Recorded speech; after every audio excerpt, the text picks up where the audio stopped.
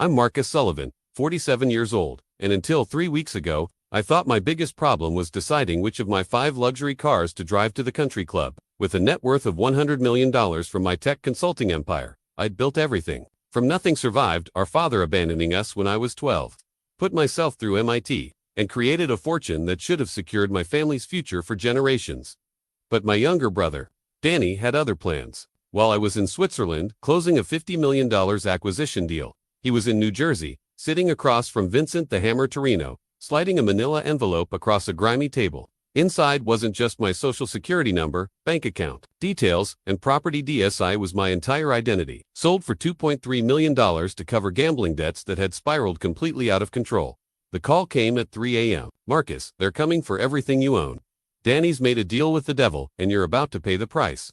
If you've ever trusted family only to have them destroy your life, hit that like button because what happened next will shock you to your core. The yellowed MIT acceptance letter still sits framed on my office wall, a reminder of the day everything changed. I was 17, living in a cramped apartment in South Boston with my mother and Danny, surviving on food stamps and the hope that, somehow, someday, we'd escape the cycle of poverty that had trapped our family for generations. My father had walked out when I was 12 and Danny was 8, leaving behind nothing but empty beer bottles and a note that said he couldn't handle the pressure anymore. What we didn't know then was that he'd been drowning in gambling debts, just like Danny would years later. The pattern was there, written in our DNA, but I was determined to break it when that MIT letter arrived, offering me a full scholarship based on my programming abilities. I held it in my shaking hands and made a promise to myself and to my little brother. I would succeed. I would build something that would protect us both from ever being vulnerable again. And I did exactly that.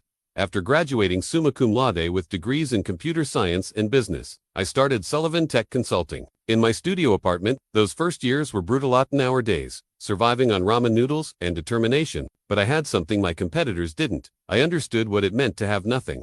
And I would do anything to never go back there. The breakthrough came when I developed a cybersecurity protocol that could predict and prevent data breaches. Before they happened, Fortune 500 companies started calling. Government contracts followed. Within 5 years, I had offices in Boston, New York, and San Francisco. Within 10 years, I was worth $50 million. By my 40th birthday, I'd crossed the $100 million threshold. I owned a penthouse in Manhattan, an estate in the Hamptons, and that collection of luxury cars I'd dreamed about as a kid eating cereal for dinner. I'd made it further than I'd ever imagined possible, but success came with a price I didn't anticipate. The more I achieved, the more distant I became from the family I'd sworn to protect. My mother passed away 3 years ago, and while I paid for the most expensive medical care money could buy, I wasn't there when she took her last breath. I was in Tokyo, closing a deal. Danny had been there. Though Danny, who'd never left Boston, who'd drifted from job to job, who'd started gambling sometime in his 20s and never stopped. I'd bailed him out dozens of times, paying off credit cards, covering rent, even buying him a small apartment that he eventually lost to creditors. You don't understand the pressure, Marcus, he'd tell me whenever I tried to talk to him about getting help. It's easy to judge when you're sitting in your ivory tower. Maybe he was right. Maybe I had lost touch with the desperation that drove people to make impossible choices. Maybe if I'd been a better brother, more present, more understanding, things would have been different. But I never imagined that my success would become the weapon he'd use to destroy us both. The stack of casino markers I found in Danny's apartment later told the story I'd been too blind to see. Mohegan Sun, Foxwoods, Atlantic City, OUS, stretching back 3 years, each one larger than the last. The final marker, dated just 2 weeks before he sold my identity, was for $380,000 at the Borgata. My brother had been living in a fantasy world where the next big win was always just one bet away. That started innocently enough, or so I thought. Danny had always been charming, the kind of guy who could talk his way into or out of anything. After high school, while I was grinding through MIT, he was bouncing between sales jobs, bartending gigs, and what he called entrepreneurial opportunities. That never seemed to pan out. The first time I knew about his gambling was 6 years ago. He called me at midnight, crying, saying he'd made a mistake and needed $15,000 to make things right. He spun some story about a business investment gone wrong, and like the fool I was, I wired him the money without asking questions. "You saved my life, Marcus," he'd said. "I'll never forget this. I'll pay you back, I swear." Of course, he never did. But $15,000 was pocket change to me then, and Danny was family. When he called again, 8 months later, needing $25,000, I gave it to him with a lecture about financial responsibility. When it happened a third time, I started asking harder questions. That's when the lies began in earnest. Car repairs that cost $12,000. Medical bills for procedures that never happened. A series of girlfriends who allegedly needed help with emergencies that always seemed to require exactly the amount Danny owed to someone he couldn't name. I should have seen through it all. But Danny had perfected the art of manipulation over the years. He knew exactly which buttons to push, exactly how to make me feel guilty for having succeeded while he struggled. He'd remind me of how he'd taken care of Mom while I was building my empire, how he'd been there for every family crisis while I was traveling the world making deals. Some of us can't all be geniuses. Marcus, he'd say, with that wounded look that had gotten him out of trouble since we were kids. Some of us are just trying to survive. The wake-up call should have come 2 years ago when I hired a private investigator to find out where my money was really going. The report was devastating. Danny had been banned from 4 casinos for aggressive behavior when losing. He'd taken out payday loans at predatory interest rates. He owed money to bookies, loan sharks, and credit card companies. But even then, I thought I could save him. I paid off all his debts, nearly $500,000, and made him promise to get help. I found him the best addiction counselor in Boston, even offered to pay for residential treatment. I don't need treatment, he'd insisted, I just had some bad luck. It's under control now. For 6 months, I believed him. He seemed different, more focused. He got a job at a car dealership and appeared to be getting his life together. We even started having regular dinners again, talking about normal things like we had when we were kids. What I didn't know was that he'd simply gotten better at hiding it. The private investigator's follow-up report, which I wouldn't see until after everything fell apart, showed that Danny had never stopped gambling. He'd just learned to be more careful about covering his tracks. He was taking buses to distant casinos, using fake names, paying off small debts to maintain the illusion of control, while the real debt grew larger and more dangerous. By the time Vincent Torrino entered the picture, Danny owed money to people who didn't accept payment plans or empty promises. He owed money to people who collected debts with violence, and when they couldn't get blood from a stone, they got creative about alternative forms of payment. The Borolac Hotel in Zurich had been my home for 2 weeks while I negotiated the biggest deal of my career. Acquiring Helvetic Systems, a cybersecurity firm with revolutionary quantum encryption technology, would cement Sullivan Tech Consulting as the global leader in our field. The $50 million price tag was steep, but the potential returns were astronomical. I remember standing on the balcony of my suite at sunset, looking out over Lake Zurich, feeling like I was on top of the world. The negotiations had been brutal 12-hour days of technical presentations, financial projections, and legal minutiae, but we were finally at the finish line. Mr. Sullivan, my lead attorney, Patricia Chen, had said that morning, this acquisition will increase your company's valuation by at least 300% within 2 years. You're about to become one of the most powerful players in global cybersecurity. The irony wasn't lost on me later. While I was acquiring a company that specialized in protecting people's digital identities, my own brother was 3,000 miles away, preparing to sell mine to the highest bidder. I'd been so focused on the deal that I'd barely spoken to family in weeks. There had been a few text messages from Danny, nothing unusual, just casual check-ins that I'd responded to with brief updates about my travels. If there had been any distress signals, any hints of what was coming, I'd missed them completely. The morning of the final signing, I woke up with a sense of anticipation I hadn't felt since my first major contract 15 years earlier. This wasn't just about money anymore. It was about legacy. I was 47 years old, at the peak of my powers, and I was about to reshape an entire industry. The signing ceremony took place in the conference room of Helvetic's headquarters, a gleaming glass tower in Zurich's financial district. Representatives from both companies were there, along with lawyers, accountants, and the Swiss banking officials who would handle the wire transfers. As I signed my name to the final documents, transferring $50 million and officially becoming the owner of technology that could protect millions of people from cybercrime, I felt a profound sense of accomplishment. Everything I'd worked for since leaving MIT was culminating in this moment. Congratulations, Mr. Sullivan, said Klaus Zimmermann, Helvetic's former CEO, shaking my hand with genuine warmth. You're now the owner of some of the most advanced security technology in the world. We celebrated with champagne and Swiss chocolate, making toasts to the future of digital security. I called my assistant in New York to arrange press releases and schedule meetings with our biggest clients. This acquisition would allow us to offer services that our competitors couldn't match. That evening, I treated the entire negotiating team to dinner at Restaurant Pavillon, one of Zurich's finest establishments. We dined on Wagyu beef and talked about expansion plans, new markets, and the revolutionary products we'd develop using Helvetic's technology. I remember raising my glass for a final toast. 2. Building something that will protect people's most valuable asset, their identity. The table erupted in applause and laughter, everyone caught up in the excitement of what we'd accomplished. I went to bed that night feeling invincible. In my mind, I was already planning the integration of our companies, thinking about which Helvetic employees to retain, which technologies to prioritize for development. I fell asleep to the sound of rain on my hotel window, completely unaware that while I was dreaming of protecting people's identities, mine was being handed over. Two criminals in a grimy New Jersey warehouse. The timing was perfect from Danny's perspective. He knew I'd be unreachable during the final negotiations, too busy to monitor my accounts or pay attention to unusual activity. He'd probably been planning this for weeks, waiting for the right moment when I'd be distracted by success, blind to the betrayal happening in my own family. If I'd been home, if I'd been paying attention, maybe I could have stopped it. But I was 3,000 miles away, celebrating the biggest victory of my career, completely oblivious to the fact that my own brother was orchestrating my downfall. The FBI surveillance photos I'd eventually see showed a man in his 50s, thick-necked and heavyset, wearing a tracksuit that had seen better days. Vincent the Hammer Torrino didn't look like someone who could destroy a $100 million empire with a handshake, but appearances in his line of work were often deceiving.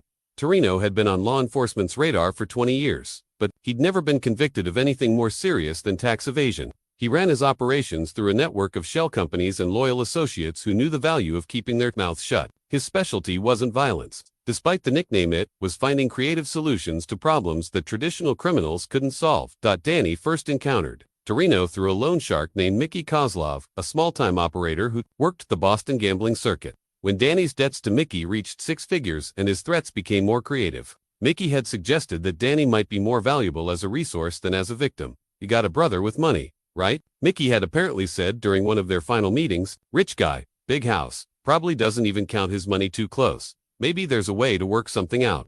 That's how Danny ended up in Torrino's orbit. The introduction came through Mickey, who vouched for Danny as someone with access to high-value assets. In Torrino's world, that phrase had a very specific meaning. It meant Danny had something worth stealing.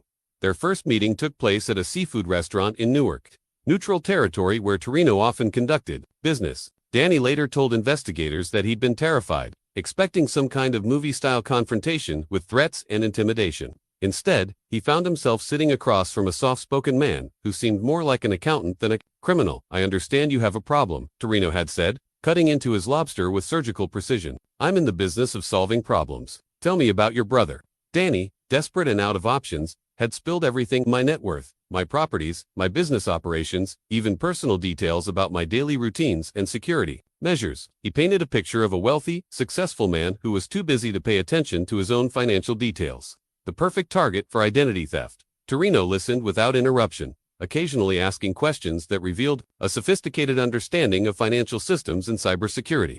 This wasn't some street-level criminal. This was someone who understood how money moved in the modern world and how to intercept it without leaving obvious traces. "Your brother's problem," Torrino had explained, "is that he's too visible. Someone with that much money attracts attention when things go missing. But if we were to, say, temporarily borrow his identity for certain business purposes, the profits could be substantial enough to solve your debt situation." The plan they developed was elegantly simple. Danny would provide complete identity, security number, bank account information, property deeds, business records, even personal details like mother's maiden name and childhood addresses. Torrino's organization would use this information to establish credit lines, take out loans, and conduct business transactions using my name and financial history. The beauty of the scheme was its subtlety. Rather than stealing money directly from my accounts, which would trigger immediate alerts, they would use my sterling credit history and substantial assets as collateral for new debt. By the time the bills came due, they'd have moved the money through enough shell companies and offshore accounts to make recovery nearly impossible. "Think of it as a short-term loan," Torrino had told Danny.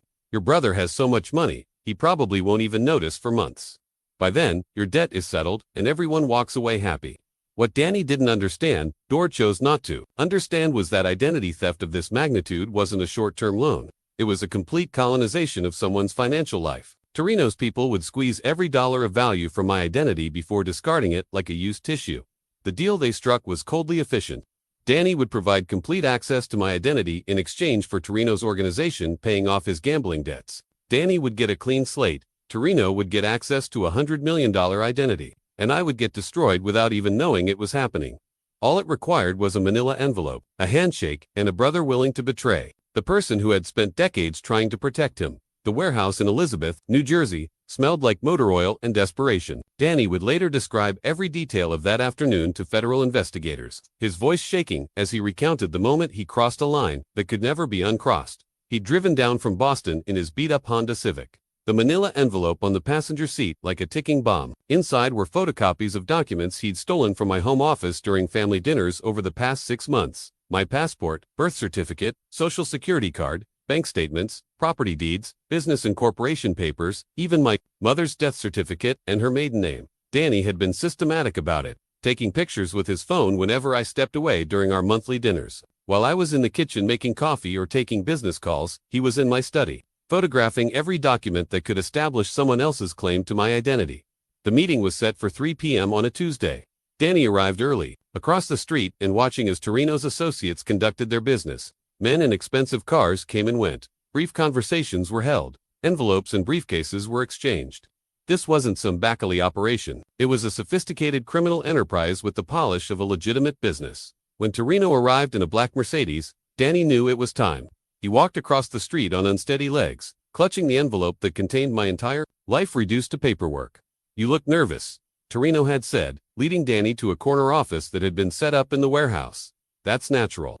First time doing business at this level usually is intimidating." The office was surprisingly well-appointed leather furniture, a mahogany desk, even artwork on the walls. 2 other men were present, introduced only as associates who would be handling the technical aspects of the identity acquisition. Danny placed the manila envelope on the desk with trembling hands. "Everything you asked for is in there. Account numbers, passwords, security questions, property information, business details. It's all there." One of the associates opened the envelope and began reviewing the contents with professional detachment. He asked Danny questions to verify the information, testing his knowledge of my personal history, my business operations, my daily routines. "Your brother uses the same bank for personal and business accounts," the associate noted. "That's useful. And he has property in multiple states. Even better. What about security measures? Does he monitor his accounts closely?" Danny shook his head. "He's always traveling, always busy with deals. He has people who handle the day-to-day financial stuff. As long as nothing looks too suspicious, he probably won't notice for weeks." Torrino nodded approvingly. "Good, we'll start small, establish some credit lines, make some purchases. Nothing that would trigger immediate alerts. By the time he realizes what's happening, we'll have extracted maximum value." The associate finished his review and nodded. To Torrino, "This is comprehensive. We can work with this." Torrino opened a briefcase and removed several bundles of cash. "As agreed, this covers your debt to Mickey and his associates. Consider your gambling obligations settled. But understand, there's no going back from this point. Your brother's identity now belongs to my organization until we've finished with it." Danny stared at the money, more cash than he'd ever seen in one place. $2.3 million, the exact amount needed to clear his debts and start over. All it had cost was his brother's financial life. "What happens to Marcus when you're done?" Danny had asked, though investigators believed this question was more for his own peace of mind than out of genuine concern. "Your brother is a smart man with good lawyers," Torrino replied. "He'll eventually sort things out. Might take a few years, might cost him some money, but men with his resources always land on their feet. Think of it as a temporary inconvenience." But, even as Torrino said the words, Danny must have known they were lies. Identity theft on this scale wasn't a temporary inconvenience, it was financial murder. By the time I discovered what had happened, my credit would be destroyed, my assets encumbered, my business reputation potentially ruined. Danny took the money and shook Torrino's hand, sealing a deal that would destroy everything I'd spent decades building. As he walked back to his car, the weight of what he'd done should have been crushing. Instead, according to his later testimony, he felt only relief that his gambling debts were finally gone.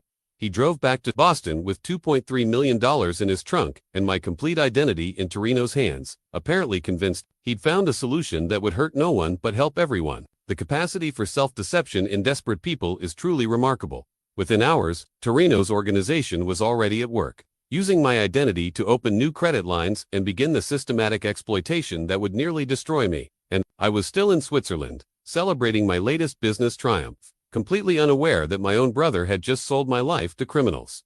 The burner phone's shrill ring shattered the silence of my Zurich hotel suite at exactly 3:17 a.m. local time. I'd been in deep sleep, exhausted from weeks of negotiations, when the sound jolted me awake with the kind of adrenaline spike that tells your body something is very, very wrong. The number on the display was unfamiliar, a U.S. area code I didn't recognize. My first instinct was to ignore it, assuming it was some kind of spam call that had somehow reached my private line. But something made me answer, perhaps the same intuition that had helped me navigate complex business deals for 20 years. Marcus Sullivan. The voice was gravelly, older, with a slight Boston accent that I couldn't place. Who is this? Do you have any idea what time it is? Time for you to wake up, literally and figuratively. Your brother Danny just sold your identity to Vincent Torrino's organization. They're coming for everything you own, and they're starting. Tonight, the words hit me like a physical blow. I sat up in bed, suddenly, wide awake, my mind racing to process what I'd just heard. What are you talking about? Who is this? Someone who knows what's happening and thought you deserved a warning. Danny met with Torrino's people yesterday in Jersey. Handed over a manila envelope with your complete identity packaged, security, bank accounts, property deeds, business records, the works. They paid him $2.3 million to clear his gambling debts. My hands started shaking. That's impossible. Danny wouldn't. He couldn't. Danny owes money to people who don't accept payment plans. Marcus, he's been photographing your documents for months during those family dinners you two have been having. While you were playing the loving big brother, he was stealing your life, piece by piece. The voice paused, letting that sink in. In the silence, I could hear my own heartbeat thundering in my ears. How do I know you're telling the truth? I managed to ask. Check your credit reports in the morning. Better yet, call your banks now. I guarantee you'll find new account activity that you didn't authorize. Torrino's people work fast. They probably started using your identity before Danny was even back in Boston. I stumbled out of bed, reaching for my laptop with trembling fingers. Why are you telling me this? Who are you? Let's just say I have an interest in seeing Torrino's operation disrupted. Your brother's betrayal gives us leverage we haven't had before, but you need to act fast. Every hour you wait is another hour they're using your identity to steal from you. The line went quiet for a moment, and I thought he might have hung up. Then his voice came back, lower and more urgent. Marcus, listen carefully. Don't trust anyone in your normal circle right now. If they could get to Danny, they might have other sources inside your organization. Don't use your regular phone. Don't access your accounts from predictable locations, and whatever you do, don't confront Danny directly. He's in deep with dangerous people now. Wait, I need to know who you are. How do I contact you again? You don't. This phone will be destroyed after this call. But Marcus, they're not just stealing money, they're planning to use your identity for major criminal operations, drug money laundering, arms dealing, human trafficking. By the time they're done, your name will be connected to federal crimes that will destroy your reputation forever. The words felt surreal, like something from a movie rather than my actual life. But the specificity of the details, the knowledge of Danny's gambling problems, the timing with my absence from the country, it all fit together with horrible clarity. What do I do? Get home now. Hire the best identity theft attorneys money can buy. Contact the FBI before they contact you. And prepare yourself for the fact that your brother isn't the person you thought he was. The line went dead, leaving me alone in the darkness with the sound of rain against my window and the crushing realization that everything I'd built was under attack by my own family. I immediately tried calling Danny, but his phone went straight to voicemail. I tried his apartment, landline, no answer. I called his work number, knowing he wouldn't be there at midnight Boston time, but needing to hear something familiar, something normal. Instead, I got a recording saying the number had been disconnected. My hands were shaking so badly I could barely operate my laptop, but I managed to log into my banking portal. At first, everything looked normal. Then I saw them small transactions I hadn't authorized, credit inquiries I hadn't requested, account alerts for services I'd never signed up for. The systematic destruction of my financial life had already begun, and I was 3,000 miles away, powerless to stop it. My own brother had handed me over to criminals, and I was only discovering it because some anonymous stranger had decided to throw me a lifeline. I sat in that hotel room until dawn, watching my identity being stolen in real time, realizing that the family I'd spent my life trying to protect had just declared war on me. The first bank freeze notice arrived in my email at 6:43 a.m. Zurich time. Just as I was booking the earliest flight back to New York, First National Boston was temporarily restricting access to account ending in 4782. Due to suspicious activity requiring immediate verification of account holder identity. My primary business account frozen. By the time my plane touched down at JFK 12 hours later, 4 more banks had locked me out of my own accounts. Citizens Bank, Bank of America, even my private wealth management firm at Goldman Sachs. Each notice used the same clinical language: suspicious activity, identity verification required, temporary restriction for account security.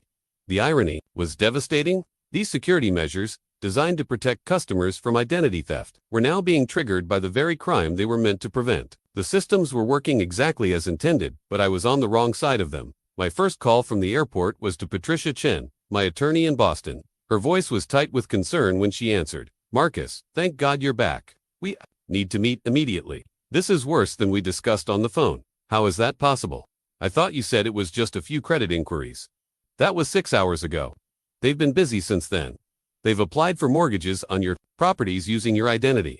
They've opened business credit lines worth millions of dollars. They even tried to wire transfer money from your Swiss account to banks in the Cayman Islands. I felt the airport terminal spinning around me.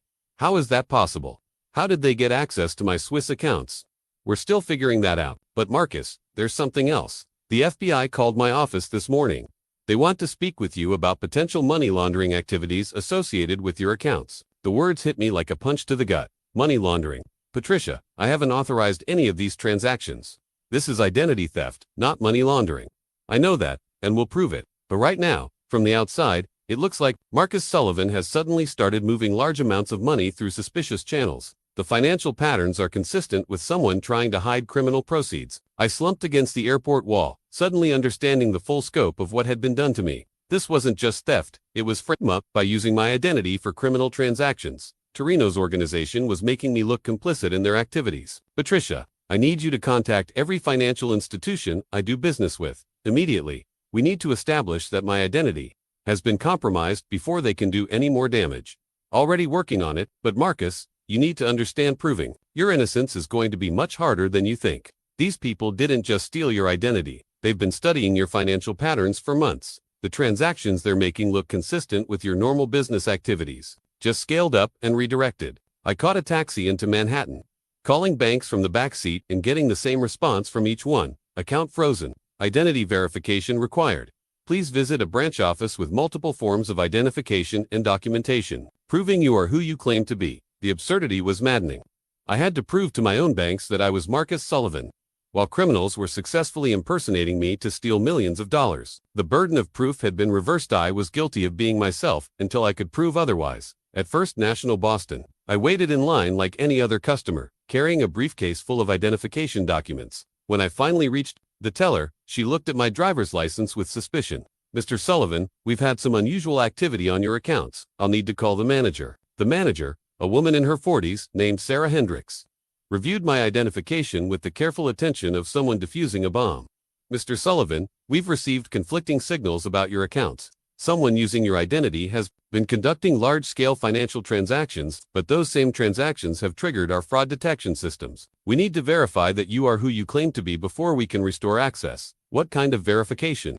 I've brought my passport, driver's license, birth certificate, social security card. What more do you need? We'll need you to answer security questions based on your account history, verify recent transactions, and provide documentation for any large deposits or withdrawals from the past 6 months. For the next hour, I sat in a conference room, answering questions about my own financial life. Some I could answer as early as I'd purchased a new Mercedes in March. No, I hadn't applied for a mortgage on a property in Atlantic City. Yes, the wire transfer to acquire Helvetic Systems was legitimate, but other questions stumped me completely. Had I opened a credit line with Amex for $500,000 last week? Had I authorized a wire transfer to Caribe International Bank? Had I applied for a passport under a secondary address in Newark? I didn't do any of those things. I kept repeating, someone is using my identity to conduct these transactions. Sarah Hendricks made notes but seemed skeptical. Mr. Sullivan, identity thieves typically don't have access to the kind of detailed personal and financial information that's been used in these transactions. The person conducting this activity knows your social security number, your mother's maiden name, your employment history, even personal details about your family. The truth was right there, but I couldn't bring myself to say it out loud yet. The person conducting this activity did know all those details because he was my brother, because I'd trusted him with my entire life story, because I'd been naive enough to believe that family loyalty meant something. After 3 hours of interrogation, Sarah finally agreed to restore limited access to one of my accounts, with daily withdrawal limits and mandatory approval for any transaction over $10,000. It was a start, but I was essentially under financial house arrest, suspected of crimes I hadn't committed, locked out of wealth I'd spent decades accumulating. As I walked out of the bank, my phone rang. Patricia Chen's voice was grim. Marcus, we have a problem. The FBI wants to meet tomorrow morning. They're not treating this as a simple identity theft case anymore. They think you might be involved in a major money laundering operation. That night, unable to sleep in my own apartment that no longer felt safe, I found myself going through my mother's belongings in the storage unit I'd been putting off cleaning out since her death. Hidden in a shoebox beneath her wedding photos and Danny's childhood artwork, I found the letter that explained everything. The envelope was addressed to Ellen and the boys. In my father's careful handwriting, the postmark was dated 3 days before he'd walked out on us 35 years ago. My mother had kept it all these years, but she'd never shown it to us, probably trying to protect us from the truth about why our family had fallen apart. Ellen, the letter began. By the time you read this, I'll be gone. I can't face you and the boys knowing what I've done to our family. The gambling started small, just a few dollars on basketball games, but it grew into something I couldn't control. I owe money to people who don't forgive debt, and they've made it clear that my family isn't safe while I'm around. The words blurred. As I read them, my father's confession echoing across decades to explain not just his abandonment but Danny's destruction. I've mortgaged the house without telling you. I've emptied our savings account. I've even borrowed against my life insurance policy. The men I owe money to have suggested that if I can't pay, they might find other ways to collect from my family. I won't let that happen to you and the boys. My hands were shaking as I continued reading.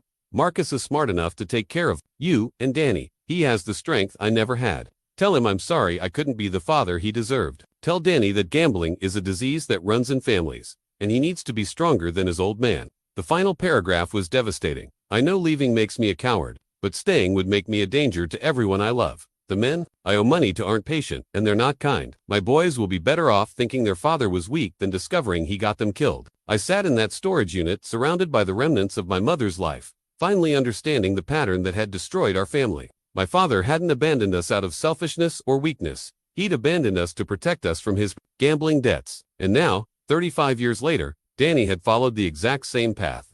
Except this time, instead of running away, he'd found a way to make me pay the price. The genetic predisposition to addiction was real, but so was the family history of using loved ones as collateral for gambling debts. My father had been willing to sacrifice himself to protect his family. Danny had been willing to sacrifice me to save himself. I called Patricia Chen from the storage unit, my voice hollow with exhaustion and grief. Patricia, I need you to add something to our FBI presentation tomorrow. My brother didn't just steal my identity on impulse. This was planned, and it's part of a family pattern that goes back decades. What kind of pattern? My father abandoned our family because of gambling debts.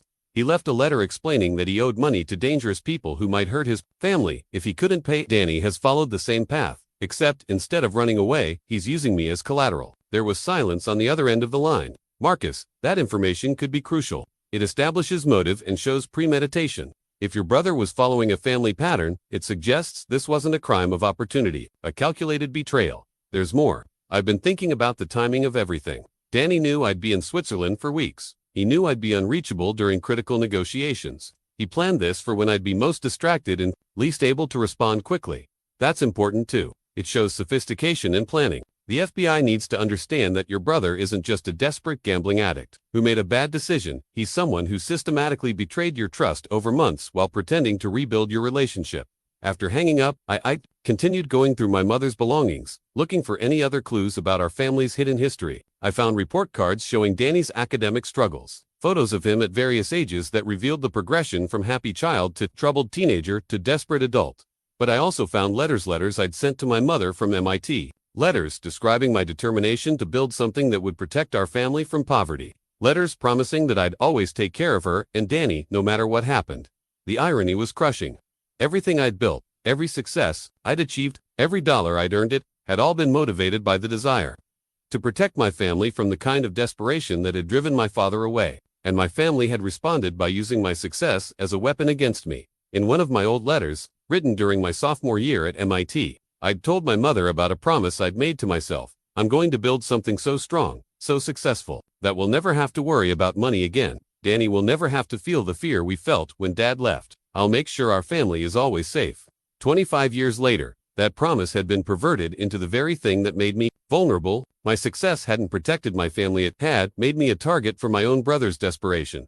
Asterisk, as I drove home from the storage unit, I realized that tomorrow's meeting with the FBI wasn't just about clearing my name or recovering my stolen identity.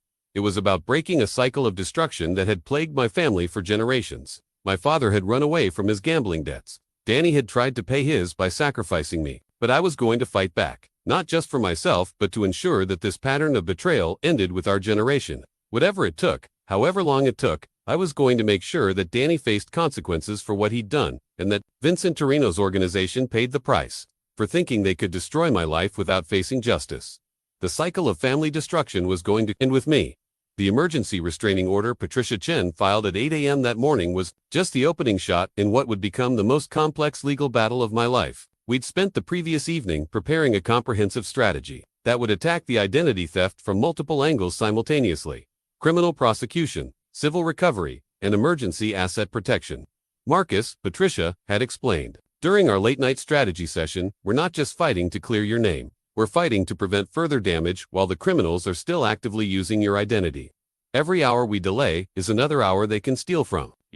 The restraining order sought to freeze any accounts, credit lines, or financial instruments opened using my identity without proper verification. It was a legal nuclear option that would force every financial institution to stop processing transactions in my name until my identity could be verified through multiple independent sources. Federal Judge Margaret Stevenson granted the emergency order after a 30-minute hearing where Patricia presented evidence of the systematic identity theft, the unauthorized credit applications, the suspicious wire transfers, the mortgage applications on properties I'd never seen. The judge's expression grew increasingly grim as she reviewed the documentation. "Mr. Sullivan," Judge Stevenson said, "this appears to be one of the most sophisticated identity theft cases I've encountered. The restraining order is granted, but I want to make something clear. This legal protection won't mean much if the criminals behind this continue to operate. You need law enforcement involvement immediately." Our next stop was the FBI field office in Manhattan, where Special Agent Rebecca Morrison had agreed to meet with us after Patricia's urgent call the previous evening. Agent Morrison was a financial crime specialist with 15 years of experience investigating organized criminal enterprises. "Mr. Sullivan," she said, as we settled into a sterile conference room, "before we begin, I need to make something clear. Based on the financial patterns we've observed, you're currently a person of interest in a potential money laundering investigation. However, given the evidence your attorney has provided, we're willing to consider that you might be a victim, rather than a perpetrator." The word stung, but I understood the FBI's position. From the outside, the sudden surge of financial activity in my name looked like someone trying to hide criminal proceeds through complex transactions. "Agent Morrison," I replied, "I understand your suspicion, but I need you to understand that everything happening in my name is being done without my knowledge or consent. I was in Switzerland closing a legitimate business deal when this activity began." Patricia spread out a timeline we'd prepared, showing my whereabouts during each suspicious transaction: flight records, hotel bills, meeting schedules, even credit card receipts, everything proving I'd been 3,000 miles away when my identity was being sold to criminals. "The key to understanding this case," Patricia explained, "is recognizing that Mr. Sullivan's brother had intimate access to his personal and financial information over many years. This wasn't a stranger stealing an identity, this was family betrayal of the most sophisticated kind." Agent Morrison studied our documentation. With professional detachment, this level of access does explain how the criminals obtain such detailed personal information. Most identity theft cases involve stolen mail or hacked databases. This appears to be much more personal. I took a deep breath and shared what I'd discovered in my mother's belongings. "Agent Morrison, my brother didn't do this impulsively. Our father abandoned our family 35 years ago because of gambling debts to dangerous people. Danny has followed the same pattern. Except instead of running away, he's using me as collateral for his debts." The FBI agent made notes as I explained the family history. The pattern of gambling addiction, the systematic way Danny had photographed my documents during family dinners. "Mr. Sullivan, if what you're telling me is accurate, your brother has essentially turned you into an unwitting partner in criminal enterprise. The people using your identity aren't just stealing money, they're using your reputation and credit history to conduct operations that could include drug trafficking, arms dealing, and human trafficking." The implications hit me like a physical blow. What does that mean for me legally? It means that until we can prove your innocence conclusively, your name is connected to serious federal crimes. Even after we clear you, the damage to your reputation and credit history could take years to repair. Agent Morrison leaned forward, her expression serious. "But it also means we now have leverage against an organization we've been trying to penetrate for years. Your brother's betrayal has given us evidence and testimony we've never had before." Patricia pulled out a folder we'd prepared. "Agent Morrison, we're prepared to offer Mr. Sullivan's complete cooperation in exchange for formal recognition that he's a victim, not a perpetrator. We want immunity for any crimes committed using his identity, expedited resolution of the financial freezes, and federal protection if his cooperation puts him at risk." What kind of cooperation are we talking about? Complete financial records, testimony about his brother's access to personal information, cooperation with any investigation into Vincent Torrino's organization, and assistance in recovering stolen assets, Patricia replied. Agent Morrison reviewed our proposal carefully. "This could work, but Mr. Sullivan needs to understand the risks. If we move forward with this investigation, he'll be cooperating against organized criminals who have already demonstrated they're willing to destroy people's lives. There could be retaliation. The irony wasn't lost on me. I'd spent my career building cybersecurity systems to protect people from exactly this kind of criminal activity. Now I was offering to become an active participant in bringing down the criminals who had targeted me. Agent Morrison, I said, 3 days ago, I thought my biggest problem was integrating two technology companies. Now I'm facing financial ruin, potential federal charges, and the complete betrayal of my family. Whatever risks come with cooperation can't be worse than what's already been done to me. She nodded approvingly. Mr. Sullivan, I'm going to recommend that we open a formal investigation into your case with you as a cooperating victim rather than a subject. But understand this is going to be a long, complex process. Identity theft recovery always is, but when it's connected to organized crime, it becomes even more complicated. As we left the FBI office, Patricia squeezed my shoulder. Marcus, what we accomplished today is significant. We've established your victim status, secured federal law enforcement cooperation, and begun the process of recovering your assets. But she's right, this is going to be a marathon, not a sprint. I looked up at the Manhattan skyline, thinking about the empire I'd built and how quickly it had been turned against me. Patricia, I spent 20 years building something I thought was unshakable. In 3 days, my own brother nearly destroyed it all. If it takes years to rebuild, so be it. But I'm not letting them win. The legal warfare had begun, and I was prepared to fight as long and as hard as necessary to reclaim my life and ensure that everyone responsible faced justice. The surveillance photos arrived by courier at my apartment building 3 days after my FBI meeting. The doorman handed me a manila envelope with no return address, just my name written in block letters across the front. Inside were 8 high-resolution photographs that made my blood run cold. My apartment building from across the street, my car in the parking garage, me walking into Patricia Chin's law office, me entering the FBI building in Manhattan. Each photo was taken with professional-grade equipment by someone who knew exactly where I'd be and when I'd be there. But the most chilling photo was the last one, a picture of my neighbor's 7-year-old daughter playing in the building's courtyard, with a red circle drawn around her face and a handwritten note on the back. Collateral damage is still damaged. My hands were shaking as I called Patricia. They're watching me. They know I met with the FBI, and they're threatening innocent people. Marcus, don't say anything else over the phone. Meet me at my office in 1 hour, and make sure you're not followed. I'd never thought about surveillance before. Never considered that normal activities like walking to my car or entering a building could be monitored and documented. Now, I found myself checking windows for camera lenses, looking over my shoulder for unfamiliar faces, taking roundabout routes to avoid establishing predictable patterns. At Patricia's office, she examined the photos with the careful attention of someone who dealt with criminal intimidation before. This is sophisticated surveillance. Marcus, these weren't taken by street-level thugs with phones. This is professional-grade equipment operated by people who know what they're doing. What does it mean? It means Torrino's organization knows you're cooperating with law enforcement, and they're trying to intimidate you into backing down. The photo of the child is particularly concerning. They're suggesting they're willing to hurt innocent people to protect their operation. I slumped in my chair, suddenly understanding the full scope of what I'd gotten myself into. Patricia, I never wanted to put anyone else at risk. Maybe I should just let this go, accept the financial losses, and disappear somewhere until this blows over. Marcus, listen to me carefully. These people have already stolen your identity and used it to commit serious federal crimes. Walking away now won't make you safe. It will just make you a loose end they need to tie up. Your only protection is helping law enforcement take them down completely. She was right, but the knowledge didn't make the fear any less real. I'd built my entire career on calculated risks and strategic thinking, but this was different. It was personal warfare with people who played by rules I didn't understand. What do we do about the surveillance? We inform Agent Morrison immediately, and we take security precautions. No more predictable routines, no more staying in your own apartment, no more meeting in obvious locations. And Marcus, you need personal protection. Within 2 hours, I was sitting in a different FBI conference room with Agent Morrison and a specialist from their organized crime task force. Special Agent David Park. Mr. Sullivan, Agent Park said after reviewing the photos. This kind of intimidation campaign tells us several important things. First, your cooperation is making them nervous, which means we're on the right track. Second, they have significant resources and professional capabilities, which confirms this is a major criminal organization. Third, they're willing to escalate to violence, which means we need to take your security seriously. Agent Morrison leaned forward.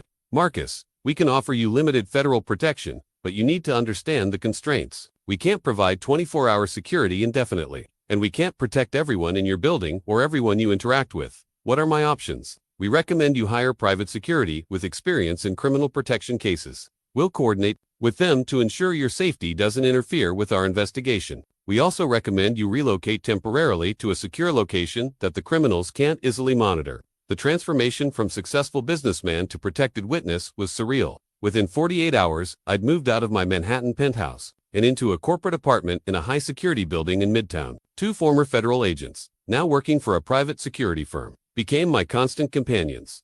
James and Robert were professionals who'd spent years protecting witnesses in organized crime cases. They explained the new rules of my existence. No predictable schedules, no visits to familiar locations, no contact with family or friends without security clearance, no use of personal credit cards or phones that could be traced. Mr. Sullivan, James explained during our first security briefing, the people threatening you are sophisticated criminals with access to surveillance technology, financial records, and personal information. Your survival depends on becoming unpredictable and leaving no digital footprints they can follow. The psychological impact was devastating. I'd spent my entire adult life building routines, establishing relationships, creating the stable foundation that successful businesses require. Now, I was living like a fugitive in my own city, unable to trust phones, unable to visit familiar places, unable to live anything resembling a normal life. But the worst part was the isolation. I couldn't call Danny to confront him about what he'd done. I couldn't visit friends or colleagues without putting them at risk. I couldn't even order food from my favorite restaurants because the delivery addresses could be tracked. 3 weeks into my new existence, Agent Morrison called with an update that made the security measures feel worthwhile. Marcus, your cooperation has already yielded results. We've identified 6 other identity theft victims connected to Torrino's organization. We've traced money laundering operations through 8 different banks. Most importantly, we've obtained enough evidence to justify expanded surveillance on their entire network. What does that mean for my case? It means we're building a federal racketeering case that could take down the entire organization. But Marcus, it also means the stakes are higher now. These people aren't just protecting a simple identity theft scheme, they're protecting a multi-million-dollar criminal enterprise. The surveillance photos had been meant to intimidate me into silence, but they'd achieved the opposite effect. Instead of backing down, I'd become more determined to see this through to the end. Torrino's organization had made a critical mistake by threatening innocent people they'd turned a victim, seeking justice into an active participant in their destruction. But as I sat in my sterile temporary apartment, protected by armed guards and cut off from everything familiar, I couldn't help but wonder if my determination to fight back would end up costing more than the original betrayal had. The recording device was so small, I could barely see it clipped to Agent Morrison's jacket when she played back Danny's confession. In the FBI conference room, the audio quality was crystal clear, capturing every word of the conversation that had taken place during his arrest 3 days earlier. Danny Sullivan, Agent Morrison's voice came through the speakers. You have the right to remain silent. Anything you say can and will be used against you in a court of law. Do you understand these rights? Yeah, I understand. Danny's voice sounded hollow, defeated in a way I'd never heard before. Mr. Sullivan, we have evidence that you provided your brother's personal and financial information to Vincent Torrino's criminal organization. Can you tell us about that? There was a long pause, the sound of Danny sighing heavily. When he spoke again, his voice was barely above a whisper. You don't understand what it's like to live in Marcus's shadow your entire life. Everyone always compared us, the smart brother and the screw-up, the successful one and the disappointment. I tried. I really tried to make something of myself. I found myself leaning forward, hearing pain in my brother's voice that I'd never recognized. When we were face to face, Mr. Sullivan, we need you to be specific about your interactions with Vincent Torrino's organization. It started with Mickey Kozloff. I owed him money, a lot of money, and he was getting impatient. He said he knew people who might be interested in my connections, people who could solve my problem if I had something valuable to offer. Danny's voice grew stronger as he continued, as if confessing was providing some kind of relief. Mickey introduced me to Vincent Torrino at that restaurant in Newark. Vincent wasn't what I expected. He was quiet, professional, like a banker or something. He asked me about Marcus, about his business, his lifestyle, his security measures. What, did you tell him everything? God, help me. I told him everything. Marcus's net worth, his properties, his daily routines, even personal stuff about our childhood, our mother, family, history that could be used for security questions. The recording captured the sound of Danny crying, deep sobs that cut through me like a knife. Mr. Sullivan, how did you obtain your brother's personal documents? Family dinners. Marcus has been trying to reconnect with me for years, inviting me over once a month, cooking dinner, trying to be the big brother he thought I needed. While he was in the kitchen or taking business calls, I'd go into his study and photograph documents with my phone. I closed my eyes, remembering those dinners, how happy I'd been that Danny seemed to be getting his life together. How proud I'd felt that we were rebuilding our relationship after years of distance. Social security card. passport, bank statements, property deeds, business and corporation papers, anything that could establish someone else's legal claim to his identity. It took me about 6 months to get everything Torrino wanted. Why did you agree to betray your brother's trust? Danny's voice became defensive, angry. You don't know what it's like to owe money to people like that. They weren't making polite requests for payment, they were making threats. They knew where I lived, where I worked, where Marcus lived. They made it clear that if I couldn't pay my debts, they'd find other ways to collect. What kind of threats? They said they'd hurt Marcus to get to me. They said they'd destroy his business, ruin his reputation, maybe even arrange an accident. I couldn't let that happen. Marcus is the only family I have left. The irony was staggering. Danny claimed he'd betrayed me to protect me from the very people he'd chosen to work with. Agent Morrison's voice remained professionally neutral. So you decided to give them your brother's identity instead. I thought it would be temporary. Danny's voice cracked with emotion. Torrino said they just needed to borrow Marcus's credit history for some business deals that he'd never even know had happened. He said Marcus had so much money, he probably wouldn't notice a few transactions, and by the time he did, my debts would be settled and everyone could move on. Mr. Sullivan, did you believe that explanation? Another long pause. I wanted to believe it. I needed to believe it. But deep down, I knew I was destroying my brother's life to save my own. I knew Marcus would never forgive me if he found out. Tell us about the meeting in New Jersey. I drove down with the manila envelope containing copies of all Marcus's documents. Torrino was there with 2 other men. I never learned their names. They reviewed everything, asked me questions too, verified the information, then handed me the money. How much money? $2.3 million. Enough to pay off all my gambling debts and start over clean. What did you think would happen to your brother? Danny's voice became very quiet. I tried not to think about it. I told myself that Marcus was smart, that he had good lawyers, that he'd figure out a way to fix whatever problems came up. I told myself that he'd survived our father walking out on us, that he'd built the fortune from nothing, that he was strong enough to handle anything. Mr. Sullivan, do you understand that your brother's identity has been used to commit federal crimes, including money laundering, fraud, and potentially drug trafficking? What? Danny's voice was sharp with panic. No, that's not what was supposed to happen. Torrino said they were just going to use Marcus's credit for business deals. Nothing illegal, nothing that would hurt him permanently. The evidence suggests otherwise. Your brother's name is now connected to serious criminal activities that could result in federal prosecution. The sound of Danny sobbing filled the conference room. Oh God, what have I done? I never wanted to hurt Marcus like this. I just wanted the debt collectors to leave me alone. I thought I was protecting both of us. Mr. Sullivan, are you willing to cooperate with our investigation into Vincent Torrino's organization? Yes, Danny said immediately. Whatever it takes, to help Marcus, whatever it takes to fix this. I'll testify, I'll wear a wire. I'll do whatever you need. Just please help my brother. Agent Morrison stopped the recording and looked at me with professional sympathy. Marcus, I thought you should hear this in your brother's own words. His cooperation has been valuable to our investigation, but as you can see, his motivations were complex. I sat in silence, processing what I'd heard. Danny's betrayal hadn't been motivated by malice or greed, it had been motivated by desperation and self-deception. He'd convinced himself that he was protecting me by working with the very people who were threatening me. What happens to him now? That depends partly on the value of his continued cooperation and partly on federal sentencing guidelines for identity theft and conspiracy charges. He's facing significant prison time, but his cooperation could reduce his sentence. I thought about the brother I'd tried to protect my entire life, the little boy who'd cried when our father left, the young man who'd struggled to find his place in the world while I built an empire. Danny had been right about one thing: he'd lived his entire life in my shadow, and that shadow had ultimately consumed him. But hearing his justification didn't diminish the magnitude of his betrayal. If anything, it made it worse, because it revealed that he'd understood exactly what he was doing to me and had chosen to do it. Anyway, the financial transaction records that Agent Morrison spread across the conference table told the story of my stolen identity with clinical precision. Each document represented another violation, another way my name had been used to commit crimes I'd never imagined possible. Marcus, she said, pointing to a stack of bank statements. This is what they've accomplished using your identity in just 3 weeks: 17 different financial institutions, 42 separate accounts, and over $8 million in fraudulent transactions. I studied the papers with growing horror. Lines of credit opened in my name at banks I'd never heard of, mortgage applications for properties in states I'd never visited, business accounts established for companies that existed only on paper, wire transfers to accounts in the Cayman Islands, Switzerland, and Dubai. How is this even possible? Don't banks verify identity before opening accounts? They do, but your brother provided them with everything they needed to pass those verifications.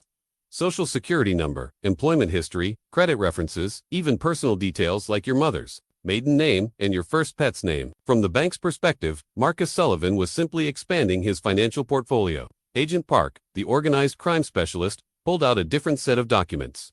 But this is where it gets really sophisticated. They weren't just stealing money, they were using your identity to establish legitimate-looking businesses that could be used for money laundering operations. He showed me incorporation papers for companies I'd allegedly founded: Sullivan Import, Export, Atlantic Digital Solutions, Northeast Investment Group. Each company had been established using my personal information and credit history, creating a network of shell corporations that appeared to be legitimate enterprises. These businesses have been used to process money from drug trafficking, illegal gambling operations, and human trafficking, Agent Park explained. When law enforcement traces the money, it leads back to companies bearing your name and using your social security number.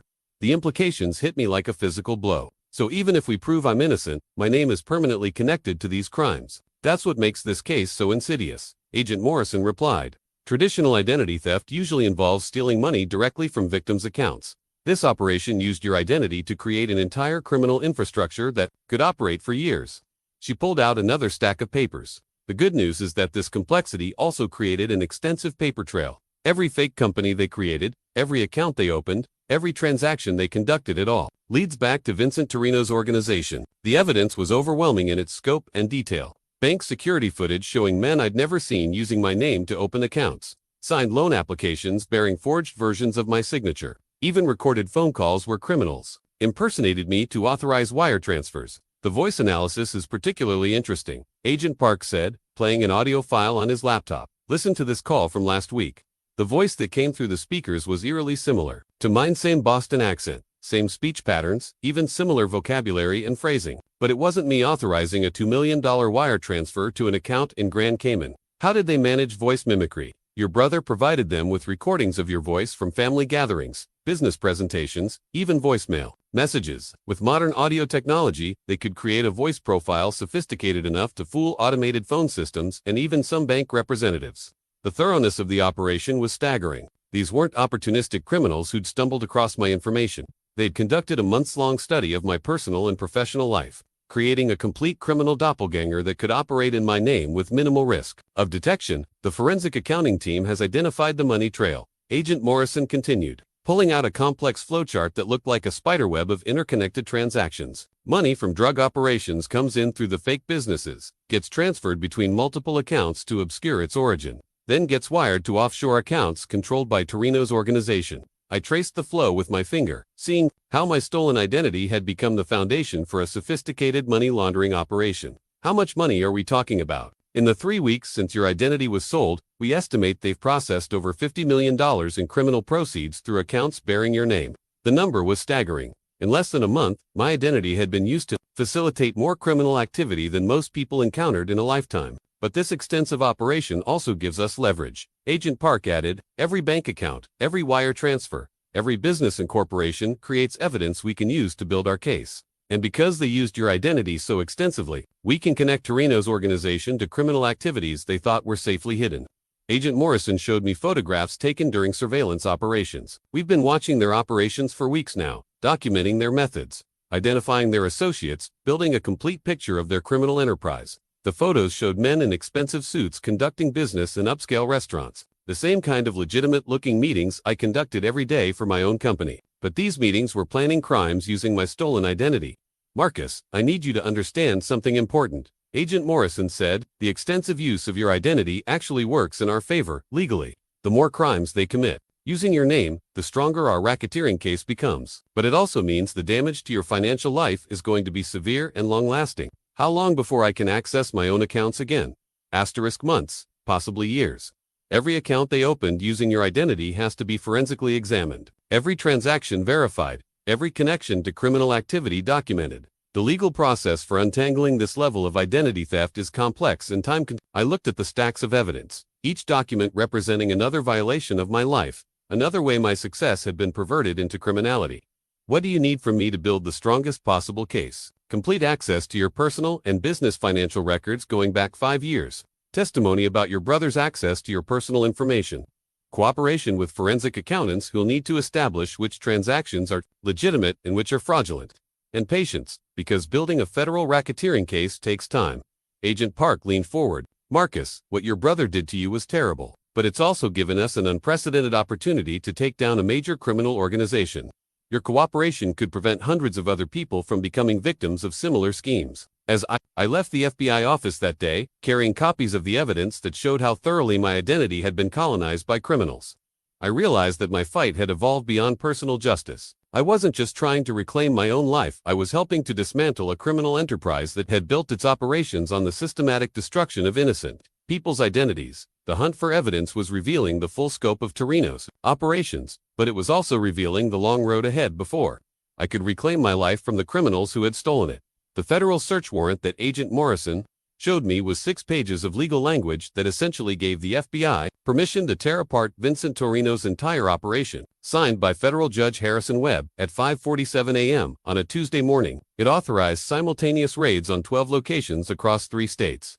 Marcus, Agent Morrison explained as we sat in the FBI command center watching multiple operations unfold on video feeds. This warrant represents 18 months of investigation into Torrino's organization. Your case gave us the final piece of evidence we needed to move forward. The main target was a seemingly legitimate financial consulting firm in Newark that served as Torrino's headquarters.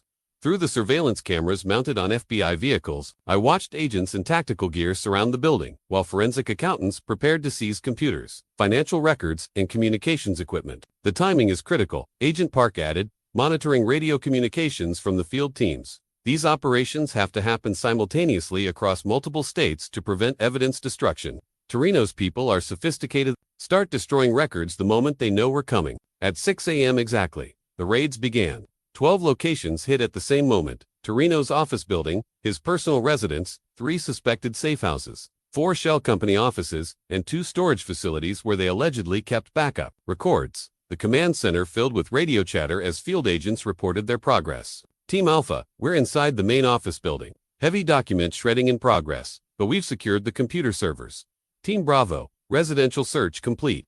Multiple firearms recovered, along with what appears to be identity theft. Materials. Team Charlie, storage facility secure. Boxes of financial records and multiple cell phones recovered. Agent Morrison pointed to one of the video feeds showing agents carrying box after box of evidence from Torrino's office. Those documents represent years of criminal activity. Financial records, victim files, communication logs, operational planning materials, everything we need to build an airtight case.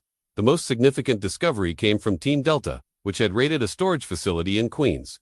Command, we've got something big here. The team leader's voice crackled through the radio. Industrial-grade document shredding equipment, computer servers, and what looks like a complete identity theft manufacturing operation.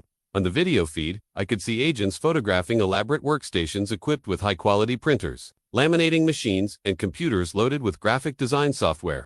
This wasn't some small-time criminal operation, it was an identity theft factory capable of producing hundreds of fake identities.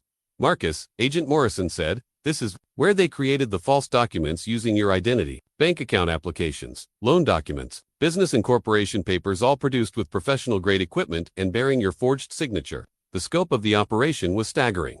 As evidence was cataloged and transported to FBI facilities, the full extent of Torrino's criminal enterprise became clear. They hadn't just stolen my identity, they'd been systematically stealing and manufacturing identities for years, using them to facilitate money laundering, drug trafficking, and human trafficking operations. The preliminary count shows evidence of over 200 different identity theft victims, Agent Park reported as updates came in from the field teams. Your case isn't unique, Marcus, it's just the largest and most sophisticated we've documented. That knowledge was both comforting and horrifying. Comforting because it proved I wasn't specifically targeted for personal reasons.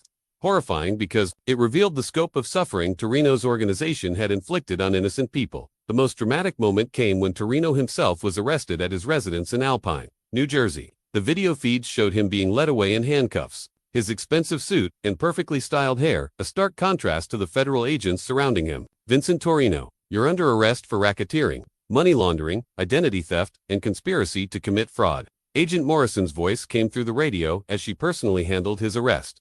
Even in handcuffs, Torrino looked calm and composed, like a businessman being inconvenienced by an audit rather than a criminal facing decades in federal prison. His attorney arrived within minutes, confirming that this organization had been prepared for the possibility of law enforcement action. The arraignment is scheduled for this afternoon, Agent Morrison told me as the raids concluded. Torrino and 8 of his associates will be formally charged with federal crimes. The charges include racketeering under the RICO Act, which carries a potential sentence of 20 years to life. What about Danny? Your brother is being charged as a co-conspirator, but his cooperation agreement means he'll likely receive a reduced sentence. He's facing 2 to 5 years instead of the 10 to 15 he could have received without cooperation. The aftermath of the raids yielded a treasure trove of evidence that would keep federal prosecutors busy for months.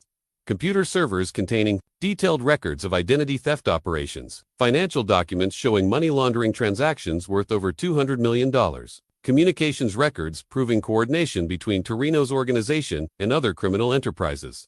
The forensic analysis of their computer systems is particularly revealing.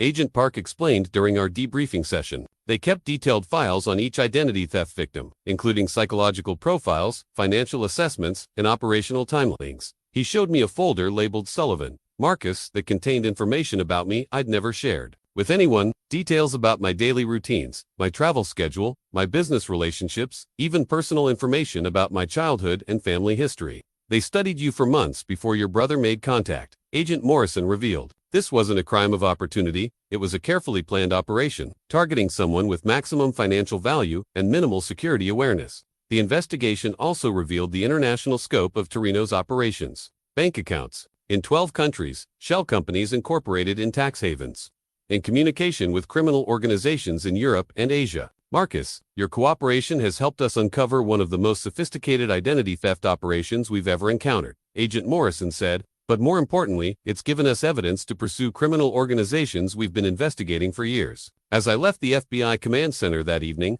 watching the news reports about the massive raids and arrests, I felt a mixture of satisfaction and exhaustion.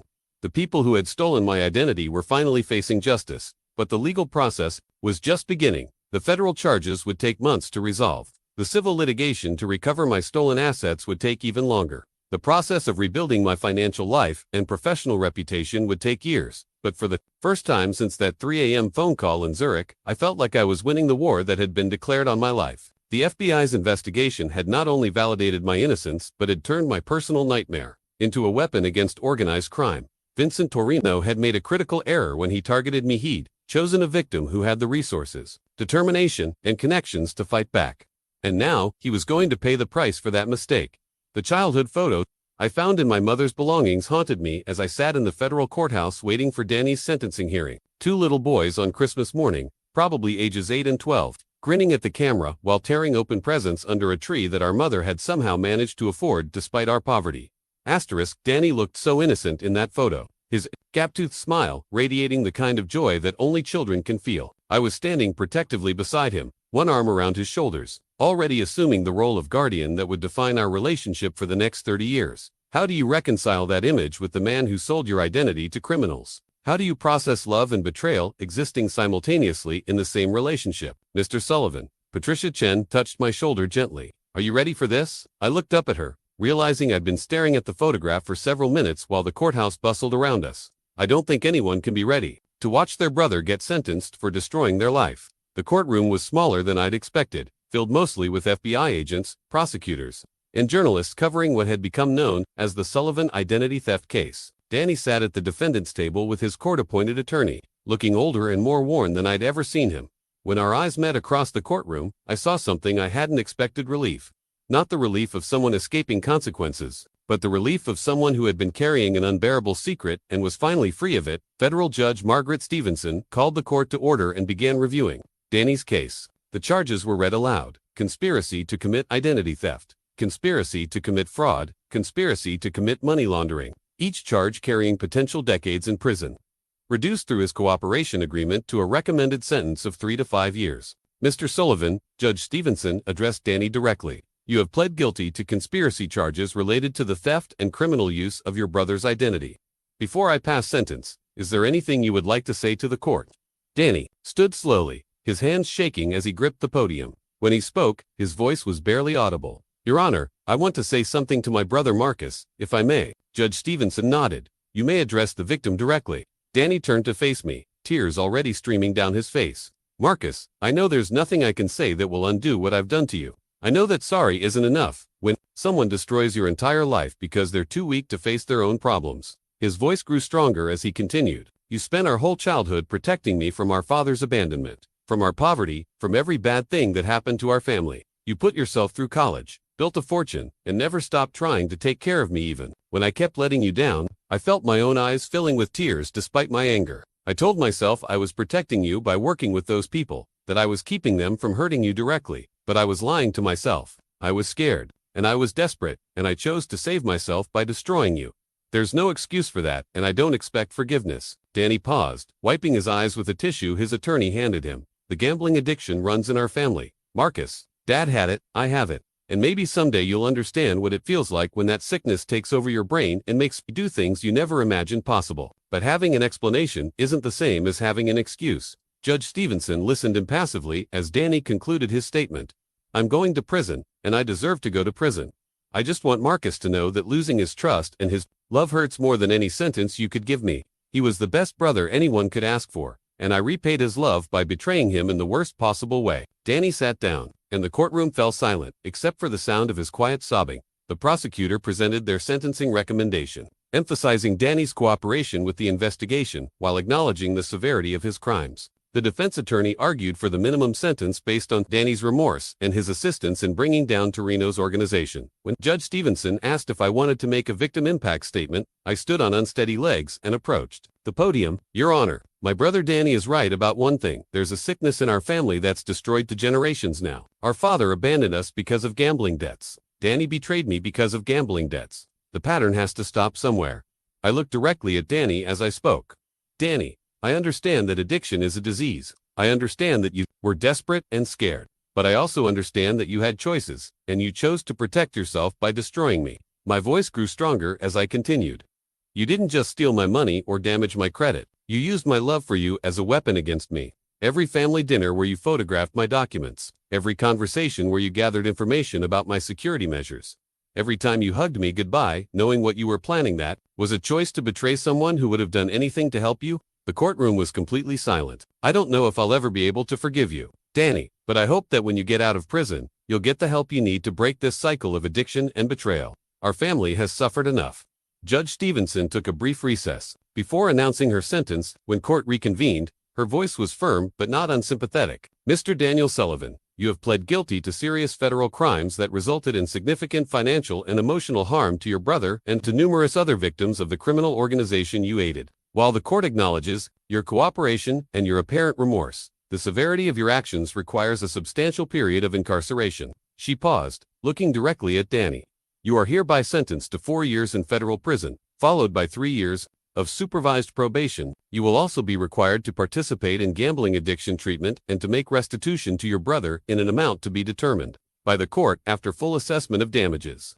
As the bailiff led Danny away in handcuffs, he turned back to look at me one more time. In that moment, I saw not the criminal who had destroyed my life, but the little boy from the Christmas photograph, who had needed his big brother's protection and had never learned how to protect himself. Walking out of the courthouse that day, I realized that confronting the past wasn't about finding closure or achieving some clean resolution. It was about accepting that love and betrayal could coexist, that family bonds could survive even the worst violations, and that sometimes the people we try hardest to save are the ones who hurt us most deeply. Danny was going to prison. Torrino organization was being dismantled, and my financial life was slowly being rebuilt. But the emotional work of processing this betrayal would take much longer than any legal proceeding. The little boy in that Christmas photograph deserved protection and love. The man who sold my identity to criminals deserved consequences and accountability. Somehow, I had to find a way to honor both truths as I moved forward with my life. The federal courthouse in Newark had never seen a criminal enterprise case quite like United States v. Vincent. Torrino. After 8 months of legal proceedings, the sentencing hearing for the man who had orchestrated my identity theft felt like the culmination of a war I never chose to fight. Vincent Torrino entered the courtroom in shackles, his expensive suits replaced by an orange jumpsuit that couldn't disguise his air of defiant composure. Even facing life in prison, he carried himself like a businessman attending an inconvenient board meeting rather than a criminal receiving judgment for destroying hundreds of lives. Federal Judge Harrison Webb reviewed the charges with methodical precision: racketeering under the RICO Act, conspiracy to commit money laundering, identity theft affecting over 200 victims, conspiracy to commit fraud involving more than $200 million in criminal proceeds, and operation of a continuing criminal enterprise, Mr. Torrino, Judge Webb said, his voice carrying the weight of decades on the federal bench. The scope and sophistication of your criminal operation represents one of the most extensive identity theft enterprises ever prosecuted in this district. The evidence presented during the trial had been overwhelming. FBI agents testified about the raids that uncovered industrial-scale identity theft operations. Forensic accountants detailed money laundering schemes that spanned 12 countries. Victims like myself testified about the devastating impact of having our identities colonized by criminals. Assistant U.S. Attorney Sarah Martinez delivered the government's sentencing recommendation with prosecutorial precision. Your Honor, Mr. Torrino operated a criminal empire that systematically destroyed the financial lives of innocent victims while facilitating drug trafficking, human trafficking, and international money laundering operations. She gestured toward a chart showing the scope of Torrino's operations. The defendant's organization processed over $200 million in criminal proceeds using stolen identities. They operated across multiple states and maintained criminal partnerships with organizations in Europe and Asia. This was not opportunistic crime. This was sophisticated, systematic predation. Torrino's defense attorney, a high-priced criminal lawyer named Robert Castellano, attempted to minimize his client's role. Your Honor, Mr. Torrino was merely a facilitator in a complex financial system. He provided services to clients without full knowledge of their criminal activities. Judge Webb's expression suggested he found this argument less than convincing. When called upon for his victim impact statement, I approached the podium with a folder containing financial documents. That told the story of my ongoing recovery. 8 months after the identity theft began, I was still dealing with its consequences. Your Honor, I began. Vincent Torrino didn't just steal my identity, he weaponized it. He turned my success into a tool for criminal enterprise, my reputation into a shield for money laundering operations, and my financial history into collateral for drug trafficking. I opened my folder and pulled out bank statements. 8 months later, I'm still fighting to access my own accounts. My credit report still shows fraudulent activities that occurred under my stolen identity. My business relationships have been damaged by criminal investigations that connected my name to activities I never knew existed. The courtroom was silent, except for the scratch of court reporters capturing every word. But the financial damage, devastating as it has been, isn't the worst part. The worst part is the violation of trust. The knowledge that my own brother studied my life for months, photographed my personal documents, and handed everything over to this criminal organization. While pretending to rebuild our relationship, I looked directly at Torrino, who met my gaze with cold indifference. Mr. Torrino, you didn't just steal money from me. You stole years of my life that I'll spend rebuilding what you destroyed. You stole my sense of security, my trust in family, and my belief that success could protect me from predators like you.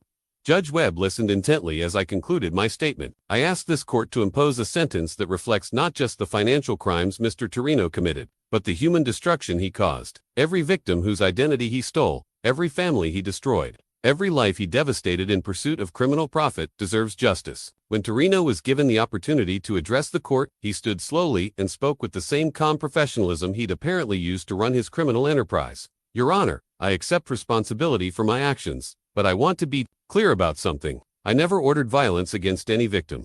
I never targeted families or children. My organization provided financial services to clients, and if some of those services involved irregular documentation, that was an unfortunate necessity of operating in complex financial markets. Even in his final statement, Torrino was attempting to reframe systematic identity theft as irregular business practices. Judge Webb's response was swift and decisive. Mr. Torrino, your attempt to characterize systematic identity theft and money laundering as irregular documentation demonstrates a complete lack of remorse for the devastating crimes you've committed. The judge reviewed the sentencing guidelines, the scope of the criminal enterprise, and the impact on victims before announcing his decision. Vincent Torrino, you are hereby sentenced to life in federal prison without the possibility of parole under the RICO Act. You will also be required to pay restitution to victims in the amount of $47 million, and you will forfeit all assets connected to your criminal enterprise. Life in prison. No possibility of parole. The words echoed through the courtroom like a judge's gavel striking the final blow in a war that had consumed nearly a year of my life. Torrino's 8 associates received sentences ranging from 15 to 30 years. Their criminal careers ended by the evidence uncovered during the investigation my case had sparked. As the bailiffs led Torrino away, he turned back toward the gallery one final time.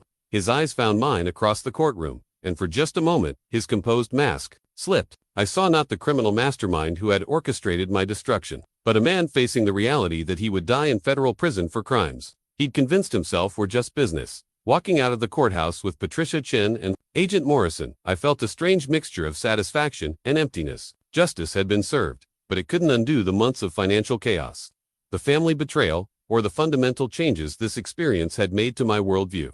Marcus, Agent Morrison said, as we stood on the courthouse steps, your cooperation made this prosecution possible. Without your willingness to fight back, Torrino's organization would still be operating, and hundreds more people would have become victims.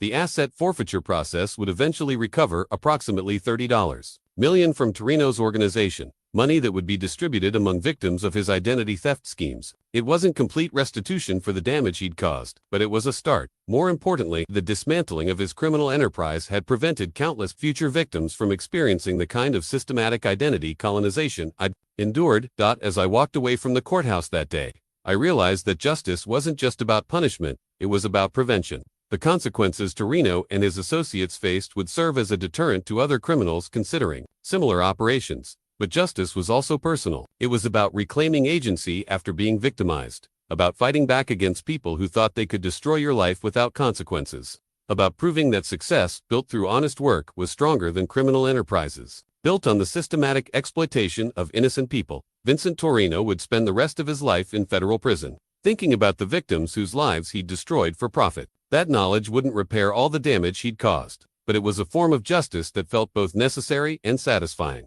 The new Identity Protection Certificate from the Federal Trade Commission arrived exactly 1 year after that 3 a.m. phone call had shattered my world. The official document, signed by federal authorities and bearing multiple security features, represented more than just restored access to my financial accounts. It represented the beginning of my life after identity theft. Congratulations, Marcus, Patricia Chen said as we reviewed the final legal documents in her office. This certificate officially restores your identity and provides enhanced protection against future theft. But more importantly, it marks the end of the legal process that began when your brother betrayed you. The numbers told the story of my recovery journey.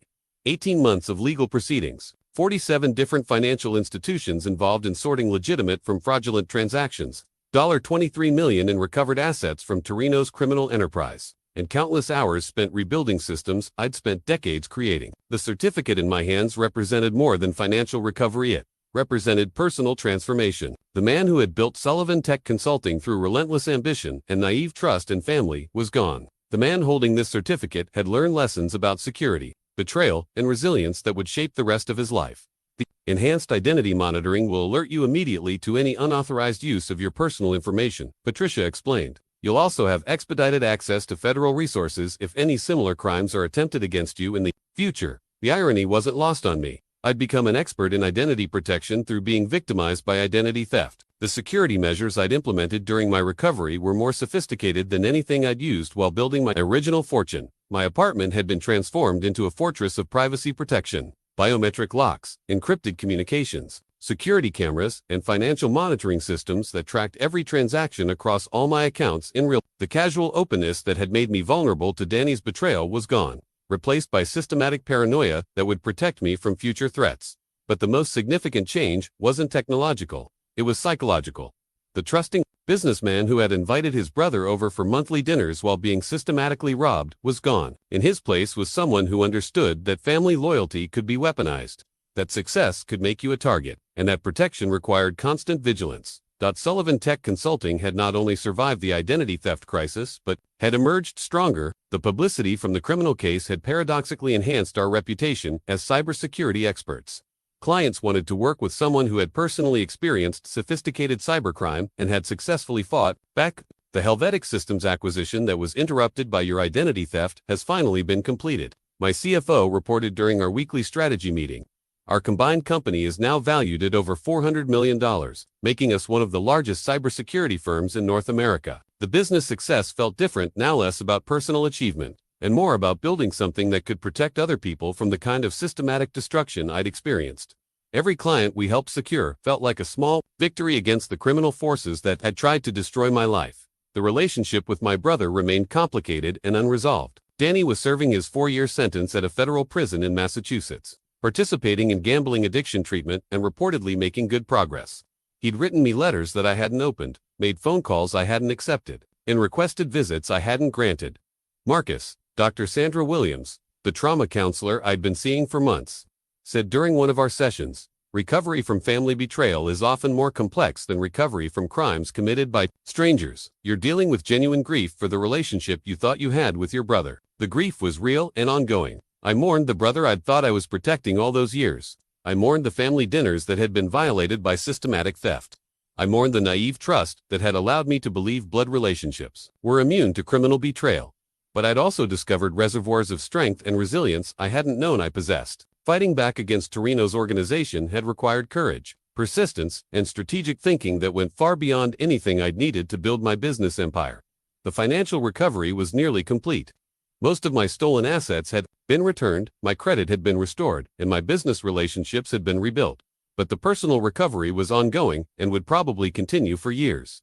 I'd established new relationships based on mutual respect rather than family obligation. Close friendships with Agent Morrison and Patricia Chin, who had fought beside me during the darkest period of my life. Professional relationships with other identity theft victims I'd met through support groups and legal proceedings. The isolation that had characterized my rise to success had been replaced by connections forged through shared adversity. These relationships felt more authentic and durable than the family bonds that had been corrupted by addiction and desperation.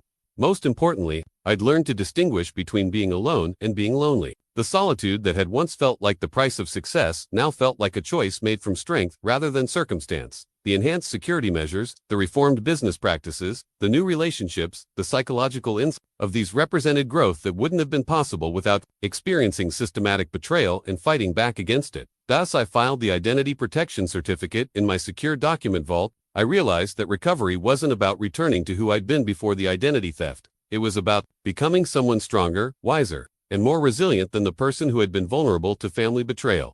The man who had trusted Danny with his life was gone forever. The man who had emerged from 18 months of legal warfare was someone who could protect not only himself, but other people facing similar threats. That transformation, painful as it had been, represented a form of victory that went deeper than any business success I'd achieved. I'd been systematically destroyed by people I'd trusted, and I'd rebuilt myself into someone who couldn't be destroyed again. The Sullivan Family Identity Protection Foundation officially opened its doors to years after Vincent Torrino received his life sentence. The legal document establishing the foundation sat framed on my new office wall, next to that old MIT acceptance letter and a photograph of FBI agents carrying evidence from Torrino's criminal enterprise. The foundation represented everything I'd learned about identity theft, family betrayal, and the long road to recovery. Our mission was simple: provide free legal assistance, financial counseling, and emotional support to victims of sophisticated identity theft crimes. Mr. Sullivan, said Maria Santos, our first client, I got your name from the FBI, they said. You might understand what I'm going through. Maria's story was devastatingly familiar. Her adult son had stolen her identity to pay off drug debts to dealers who threatened violence. By the time she discovered the theft, her life savings had been emptied, her credit destroyed, and her name connected to criminal activities she'd never imagined. Maria, I said, pulling out a folder containing resources we'd developed specifically for family identity theft cases, I understand exactly what you're going through. My brother sold my identity to the Mafia to cover his gambling debts. It took me 18 months of legal warfare to get my life back. The look of relief on her face reminded me why this foundation was necessary.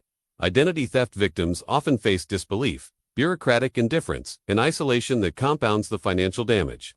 Having someone who truly understood the experience made an enormous difference in recovery. The hardest part isn't the money, Maria said, tears streaming down her face.